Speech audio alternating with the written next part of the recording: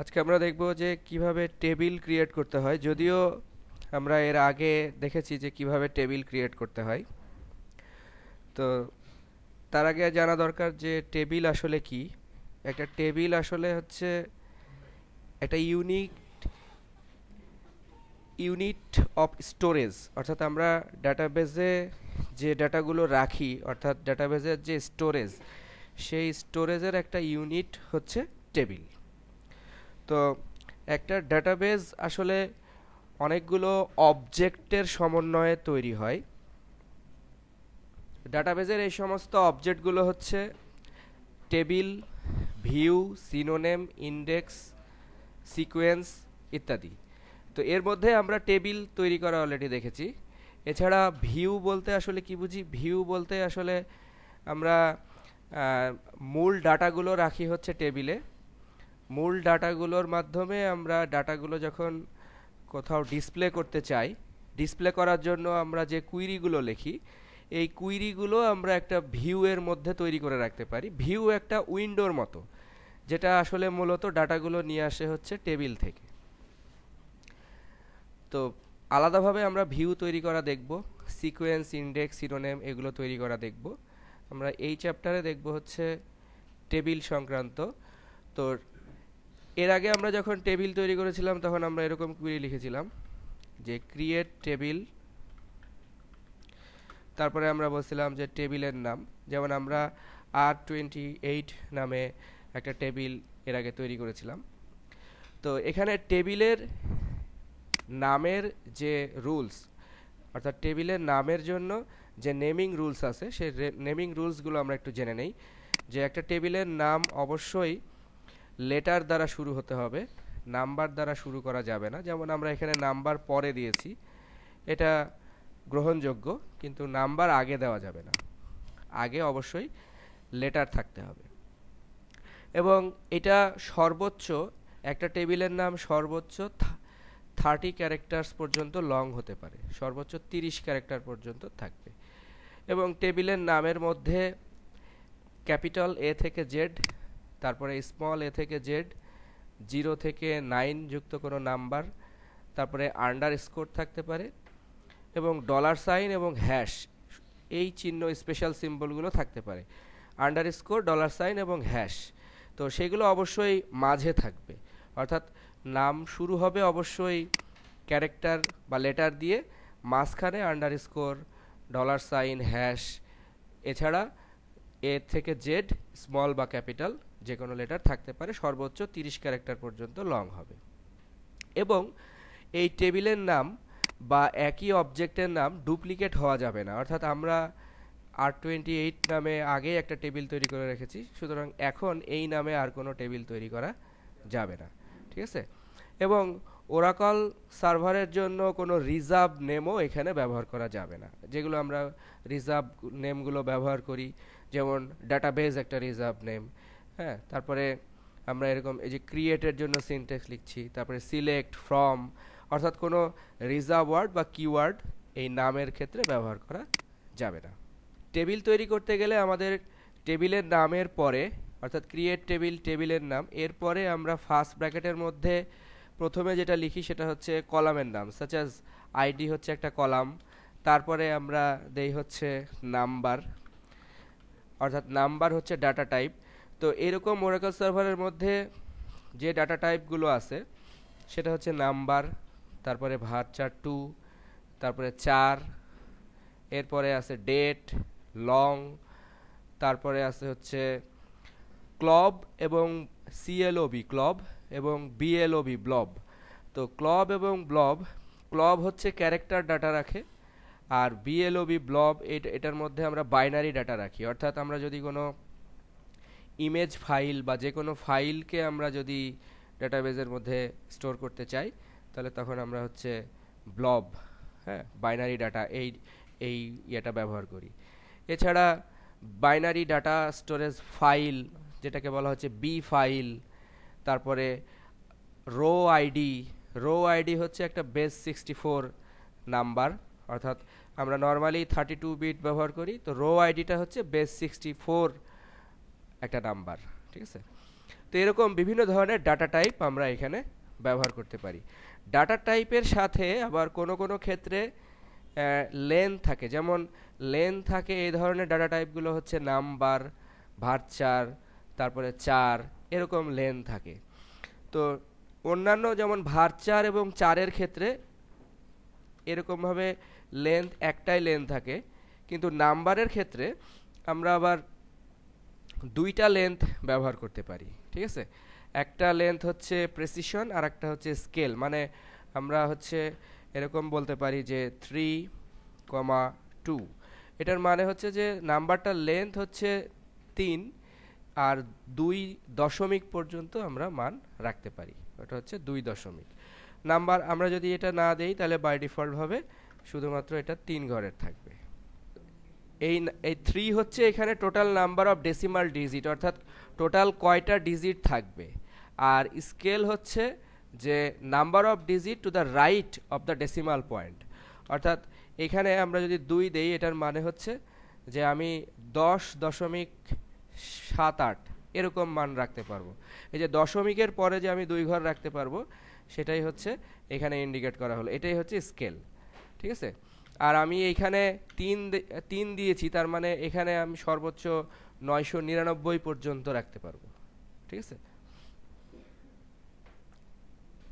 এছাড়া আমরা এখানে নর্মালি যে ডাটা টাইপ ডেট ব্যবহার করি, এটা আমরা নাম্বারের ক্ষেত্রে দেখলাম। কেবলমাত্র নাম্বারের ক্ষেত্রে এরকম 2টা লেন্থ দেওয়া যায়, আর ভার্চার 2 বা 4 এটার ক্ষেত্রে আমরা একটাই লেন্থ ব্যবহার করব। আর ডেট ডাটা টাইপগুলোকে আবার কিছু স্পেসিফিক কিছু আলাদা আলাদা টাইপে ভাগ করা হয়, ওইটা আমরা আলাদা সেকশনে দেখব। যে ডেট ডাটা টাইপগুলোকে টাইম স্ট্যাম্প, তারপরে interval year to month, interval day to second, এরকম আমরা বিভিন্ন ফরম্যাটে ডেট ভ্যালুগুলোকে রাখতে পারি। ঠিক আছে, তো এই জিনিসগুলো আমরা এক্সাম্পল যখন দেখব তখন জিনিসগুলো ক্লিয়ার হব। যেমন আমরা এখন প্রথমে যেই টেবিলটা ক্রিয়েট করব সেই টেবিলটা আমরা এরকম নাম দিচ্ছি, যে আমরা এখানে নাম দিচ্ছি নিউ এমপ্লয়িজ।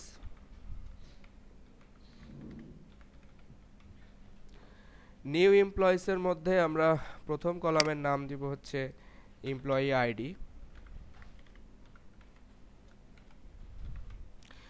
এমপ্লয়ি আইডি, এরপরে আমরা বললাম নাম্বার। তো নাম্বারের ক্ষেত্রে আবার আমরা লেন্থ নাও উল্লেখ করতে পারি। যদি আমি কোনো লেন্থ যদি উল্লেখ না করি তাহলে এক্ষেত্রে বাই ডিফল্ট লেন্থ হচ্ছে 6। ঠিক আছে, অর্থাৎ যদি কোনো লেন্থ না দেই আমরা তাহলে বাই ডিফল্ট লেন্থ হচ্ছে 6। আর যদি আমরা লেন্থ ব্যবহার করি তাহলে আমরা এরকম লেন্থ ব্যবহার করতে পারি সে 7। তো যেহেতু আইডি নাম্বারে এরকম কোনো স্কেল প্রয়োজন নাই, সুতরাং আমরা পরের মানটা দেওয়ার প্রয়োজন নাই। এরপরে আমরা এরকম বললাম যে ফার্স্ট নেম আমরা বললাম ভার্চার 2, এবং এখানে আমরা লেন দিলাম 15। প্রত্যেকটা কলামের পরে আমরা এরকম একটা কমা দিব, শুধুমাত্র লাস্ট যে কলামটা থাকবে সেই কলামের মধ্যে কোনো কমা থাকবে না।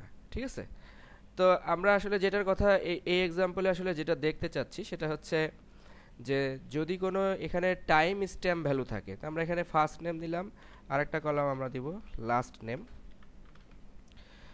লাস্ট নেমের মধ্যে আমরা বললাম ভার্চার 2, এটার লেন্থও আমরা দিলাম হচ্ছে 15। তারপরে এরপরে আমরা আরেকটা কলাম দিব, সেটা হচ্ছে স্টার্ট ডেট। এটা জাস্ট বোঝার জন্য যে আসলে ডেটের মধ্যে, এখন এই যে ডেটের মধ্যে আমরা এখানে সরাসরি ডেট লিখতে পারি, এই ডেটটা না লিখে আমরা আবার এখানে ডেট ডাটা টাইপকে আবার এরকম টাইম স্ট্যাম্প আরেকটা ডাটা টাইপে ভাগ করা হচ্ছে ডেটকে টাইম স্ট্যাম্প। টাইম স্ট্যাম্পের মধ্যে আমরা যদি এরকম বলি 7, এরপরে আমরা যদি এই টেবিলটা এখন ক্রিয়েট করি, টাইম স্ট্যাম্প এটা হচ্ছে time stamp date data type, এটা হচ্ছে ডেট ডাটা টাইপের একটা এক্সটেনশন। ঠিক আছে। তো এটার মাধ্যমে আমরা ইয়ার, মান্থ, ডে এবং ডেট ডাটা টাইপ প্লাস হচ্ছে আওয়ার, মিনিট, সেকেন্ড এই ভ্যালুগুলো রাখতে পারি এবং সেকেন্ড ভ্যালুকে আমরা ফ্র্যাকশনে রাখতে পারি। তো এই যে সেকেন্ড ভ্যালুকে আমরা যে ফ্র্যাকশনে রাখবো, সেকেন্ডের ভ্যালুটা কত ফ্র্যাকশনে থাকবে এটা হচ্ছে সেই লেন্থটা। এমনি নর্মালি ডেট দিলে আমরা শুধু ডেট রাখতে পারি, কিন্তু টাইম স্ট্যাম্প ব্যবহার করলে আমরা ডেটের সাথে আবার হচ্ছে ইয়ার, মান্থ, ডে, তার সাথে আবার আওয়ার, মিনিট, সেকেন্ড এরকমভাবে ভ্যালুগুলোকে রাখতে পারবো। আর সেকেন্ডের ভ্যালুটা কত লেন্থে থাকবে সেই লেন্থটা হচ্ছে 7। ওকে, এটা হচ্ছে টাইম স্ট্যাম্পের কাজ। তো আমরা এখানে একটা নমুনা দেখলাম যে আসলে এভাবে টেবিল তৈরি করা যায়। এখন আমরা স্পেশালি এই টাইম স্ট্যাম্পটাকে বোঝানোর জন্য আমরা একটা সিম্পল টেবিল ক্রিয়েট করব, যেই টেবিলের মধ্যে শুধুমাত্র এই টাইম স্ট্যাম্প ডাটা টাইপটা থাকবে। তো আমরা তাহলে এটাকে এইভাবে এরকম করি যে এটার নাম আমরা দেই হচ্ছে time example, time underscore example.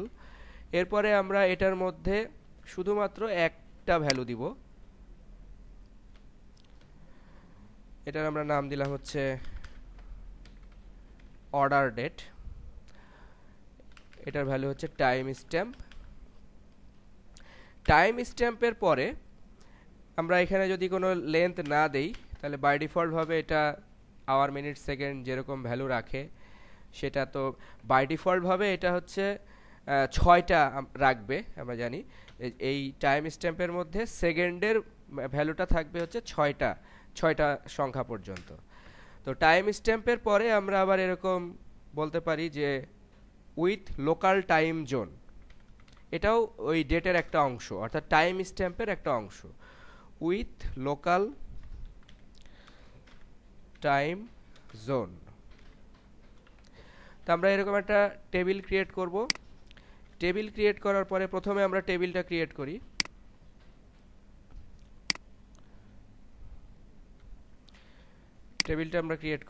Table create হয়ে গেল। এখন আমরা এই টেবিলের মধ্যে একটা ভ্যালু ইনসার্ট করব। তো ভ্যালু ইনসার্ট করার জন্য আমরা এখানে এরকম ভাবে লিখব যে ইনসার্ট ইনটু টাইম এক্সাম্পল, তারপরে আমরা লিখব ভ্যালুজের মধ্যে আমরা এখন যে ভ্যালু দিতে পারবো সেটা হচ্ছে এরকম যে এটা ইয়াতে থাকবে একটা কোটেশনে, সিঙ্গেল কোটেশনে আমরা লিখলাম যে 15 জানুয়ারি 16, তারপরে আমরা এরকম বললাম স্পেস দিয়ে আমরা এখন যেহেতু এটা একটা টাইম স্ট্যাম্প সুতরাং আমরা এখানে hour colon minute colon second এরকমভাবে ভ্যালু রাখতে পারবো। তারপরে আমরা এখানে একটা ফরম্যাট দিয়ে দিলাম যে এটা AM PM। এই উইথ লোকাল টাইম জোন ব্যবহার করলে আমরা এরকম এই AM ভ্যালু রাখতে পারবো, অর্থাৎ এটা অটোমেটিক্যালি এই টাইমটার উপরে বেস করবে। ফরম্যাটটা কিন্তু সবসময় AM, বাট টাইমটার উপরে এটা অটোমেটিক্যালি PM হয়ে যাবে। ঠিক আছে, তো আমরা এই ভ্যালুটা এখন ইনসার্ট করব, সেজন্য আমরা এই অংশটুকুকে বাদ দিচ্ছি। ইনসার্ট করলাম, ওয়ান রো ক্রিয়েটেড হলো। এখন আমরা এটার উপর একটা সিলেক্ট কুইরি চালাবো, select star from time example. এখন আমরা এটাকেও কাট করে নিচ্ছি।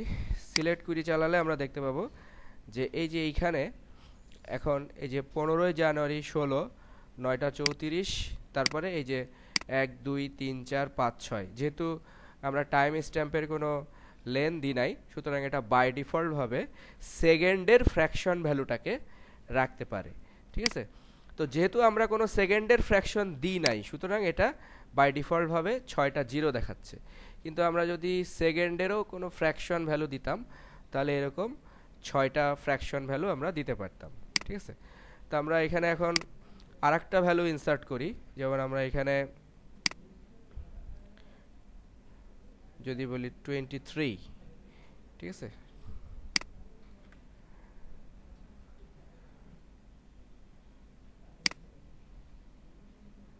সরি, এখানে 12 এর মধ্যে দিতে হবে, দিলাম 12, এক্সিকিউট করলাম, তাহলে আমরা দেখতে পাচ্ছি যে এই ভ্যালুটা ইনসার্ট হলো এবং আমরা প্রেসিশনের ভ্যালু দেখতে পাচ্ছি। আর এম ফরম্যাটটা দিচ্ছে এই যে আমরা যে local time with local time zone ব্যবহার করলাম, এই উইথ লোকাল টাইম জোনের কারণে এখানে এম বা পিএম ভ্যালু ব্যবহার করা যাবে। আমরা এখানে দেখতে পাচ্ছি পিএম। তো এখানে আমরা আরেকটা কুইরি করলাম যেখানে আমরা হচ্ছে সেকেন্ডের ফ্র্যাকশন মানটা দিলাম। সেকেন্ডের ফ্র্যাকশন মানটা দেওয়ার পরে আমরা দেখতে পাচ্ছি যে সেকেন্ডের ফ্র্যাকশন মানটা এখানে 6 ডিজিটে শো করছে।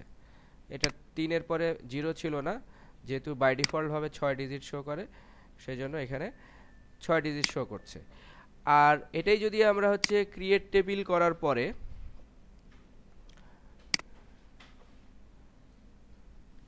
আমরা ক্রিয়েট টেবিলের জন্য যে কুইরিটা লিখছিলাম, এই ক্রিয়েট টেবিলের মধ্যে আমরা এখানে দেখতে পাচ্ছি যে টাইম স্ট্যাম্পের পরে আমরা কোনো লেন দিই নাই, সুতরাং এটা এই লেনটা না দেওয়ার কারণে এটা বাই ডিফল্ট ভাবে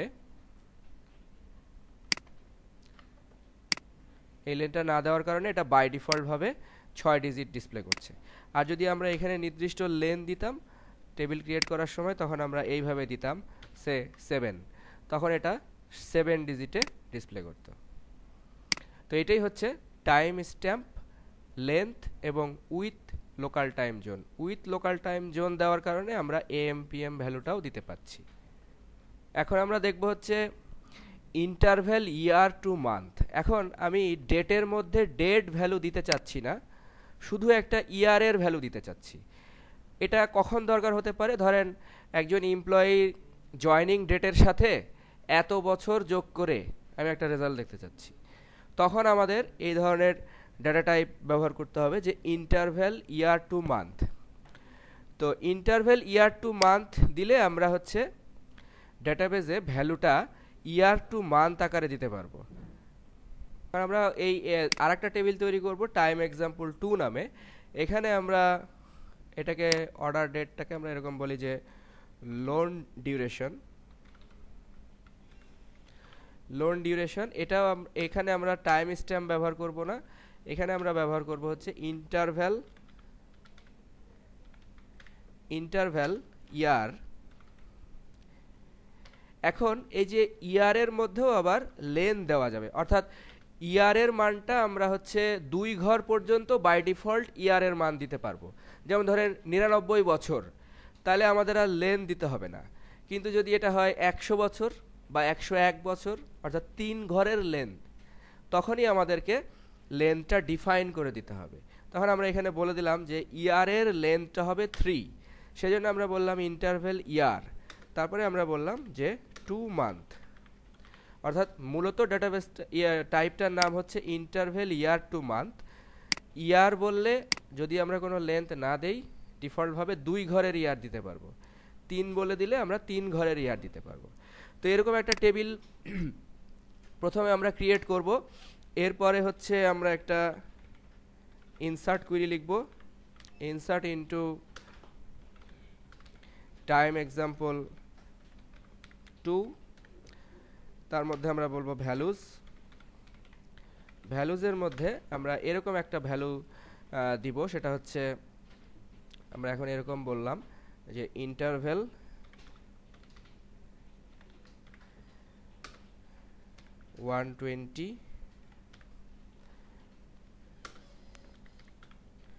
মান্থ 3। এখন আমরা কি করছি যে এই যে 120 কে মাস হিসাবে এন্ট্রি করতে চাচ্ছি। এই লোন ডিউরেশনের মধ্যে আমরা 120 মাস এই ভ্যালুটা এন্ট্রি করতে চাচ্ছি।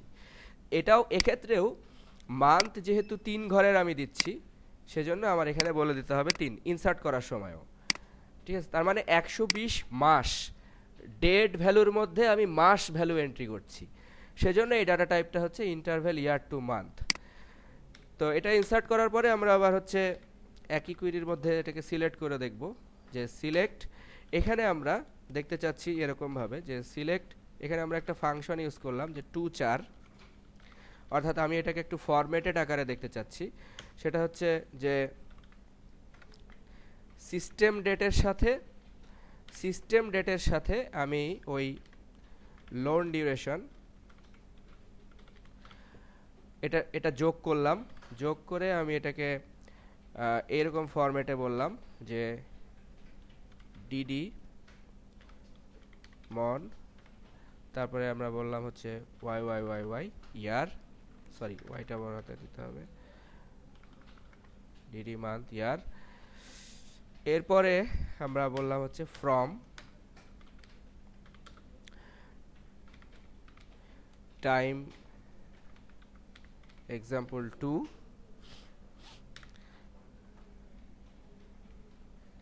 এখন আমরা এটাকে এক্সিকিউট করি। এক্সিকিউট করলে টেবিল ক্রিয়েট হয়েছে। তাহলে সিস্টেম ডেট, আজকের কারেন্ট ডেট হচ্ছে 12 মার্চ, তো 12 মার্চের সাথে 120 মাস যদি যোগ করা হয় তাহলে রেজাল্টটা কি আসবে 2026। যেহেতু 120 মাস মানে হচ্ছে কত বছর, 10 বছর, তাহলে 2016-র সাথে 10 বছর যুক্ত হয়ে এই যে সিস্টেমের ডেটের সাথে লোন ডিউরেশনটা যুক্ত হয়ে যে ফরম্যাটে এটা দেখাবে সেটা হচ্ছে ডিডি মন ইয়ার, তাই এই ফরম্যাটে এটা ডিসপ্লে করছে। তার মানে আমরা এই যে এইখানে 120 ভ্যালুকে মান্থ হিসেবে এই টেবিলের মধ্যে এন্ট্রি দিতে পারি। এই ব্যাপারটার জন্যই ব্যবহার করা হয়েছে ইন্টারভ্যাল ইয়ার টু মান্থ।